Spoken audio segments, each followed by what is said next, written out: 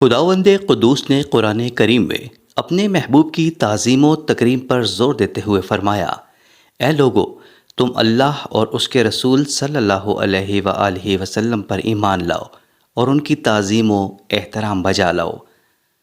اللہ تعالیٰ کو نبی اکرم صلی اللہ علیہ وآلہ وسلم کی محبوبیت اور احترام اس قدر عزیز ہے کہ اپنے حبیب کو نام سے مخاطب کرنے کے بجائے انتہائی پیارے الفاظ میں خطاب فرمایا، یعنی یا ایھا الرسول، یا ایھا النبی، یا ایھا المزمل، یا ایھا المدثر کہہ کر پکارا۔ اس کے برعکس باقی تمام انبیاء کو ان کے ذاتی ناموں سے مخاطب کیا، مثلا یا آدم، یا موسیٰ، یا داؤد، یا زکریا، یا یحییٰ، یا عیسیٰ وغیرہ۔ پھر اللہ نے آپ صلی اللہ علیہ وآلہ وسلم کے وجود مقدس تو بڑی چیز ہے، جس شہر کی گلیوں میں آپ چلے پھرے اس کی عزت کو بھی نمایاں کیا۔ اے پیغمبر، ہم شہر مکہ کی قسم کھاتے ہیں اس لیے کہ تم اس شہر میں مقیم ہو۔ قرآن پاک میں اکثر مقامات پر پروردگار عالم نے آپ کو عبد کے لفظ سے یاد فرمایا ہے۔ پاک ہے وہ اللہ جو اپنے بندے کو رات ہی رات میں مسجد حرام سے مسجد اقصی تک لے گیا۔ اللہ کو تو اتنا بھی گوارا نہیں کہ نبی اکرم صلی اللہ علیہ وآلہ وسلم کی جناب میں کوئی اونچی آواز میں گفتگو کرے، چہ جائے کہ ادب و احترام کے بغیر نام بھی لیا جائے۔ حکم ربی ہوا کہ اے ایمان والو، اپنی آوازیں نبی کی آواز سے اوپر نہ کرو اور نہ ان سے اونچی آواز میں بات کرو جیسے آپس میں ایک دوسرے سے بات کرتے ہو، کہیں ایسا نہ ہو کہ تمہارے اعمال اکارت جائیں اور تمہیں خبر بھی نہ ہو۔ قرآن کریم نبی اکرم صلی اللہ علیہ وآلہ وسلم کے معجزات میں سے سب سے عظیم، تابناک اور ہمیشہ رہنے والا معجزہ ہے۔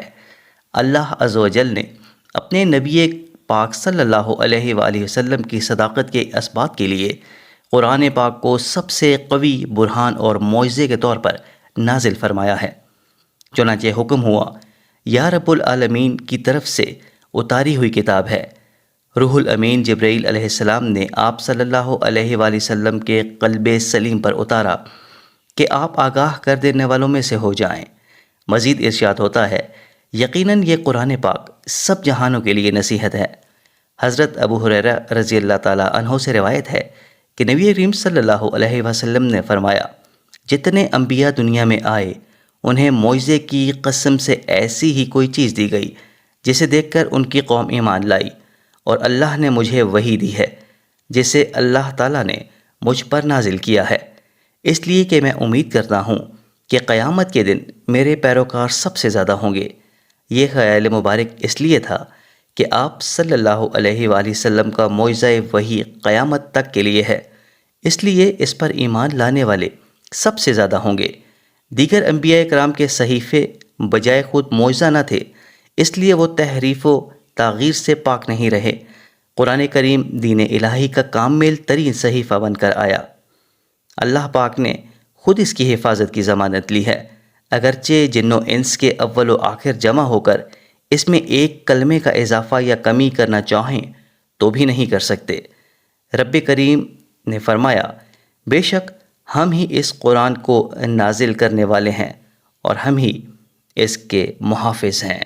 رسول کریم صلی اللہ علیہ وآلہ وسلم خاتم النبیین ہیں۔ آپ صلی اللہ علیہ وآلہ وسلم کے بعد کوئی نبی نہیں ہوگا۔ اللہ جل شانہ نے آپ کی وساطت سے آسمانی پیغام کی ترسیل پر مہر لگا دی۔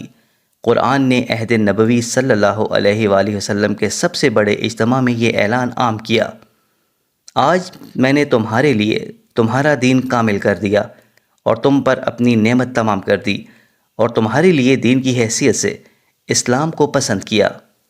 یہ آیت مبارکہ 9 ذی الحجہ 10 ہجری کو حج کے موقع پر اللہ رب العزت نے نازل فرمائی۔ یہ اس بات کی بشارت تھی کہ نبوت کا مقصد دین کی عمارت میں کسی نہ کسی اینٹ کا اضافہ تھا، وہ آج تکمیل کو پہنچ گئی۔ لیکن اس سے پہلے 5 ہجری میں بھی یہ بشارت ان الفاظ میں گوش گزار ہو چکی تھی، محمد صلی اللہ علیہ وآلہ وسلم تم لوگوں میں سے کسی کے باپ نہیں، وہ تو اللہ کے رسول اور انبیاء کے سلسلے کو ختم کرنے والے ہیں۔ حضرت جابر بن عبداللہ رضی اللہ تعالیٰ عنہ سے مروی ہے، نبی کریم صلی اللہ علیہ وآلہ وسلم نے فرمایا، میری اور دیگر انبیاء کی مثال اس آدمی کی ہے جس نے ایک گھر بنایا اور اسے پورا کر دیا، صرف ایک اینٹ چھوڑ دی۔ لوگ اس گھر میں داخل ہونے لگے اور اسے دیکھ دیکھ کر خوش ہونے لگے، پھر کہنے لگے کاش اس ایک اینٹ کی جگہ بھی بھر گئی ہوتی۔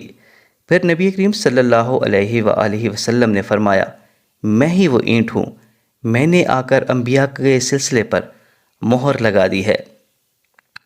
آپ صلی اللہ علیہ وآلہ وسلم کا خاتم نبوت ہونا روز اول سے مقرر تھا، اس لیے آپ صلی اللہ علیہ وآلہ وسلم نے فرمایا، میں خدا کا بندہ اور خاتم الانبیاء تھا جب آدم علیہ السلام ہنوز اپنے عذر خاکی میں پڑے ہوئے تھے۔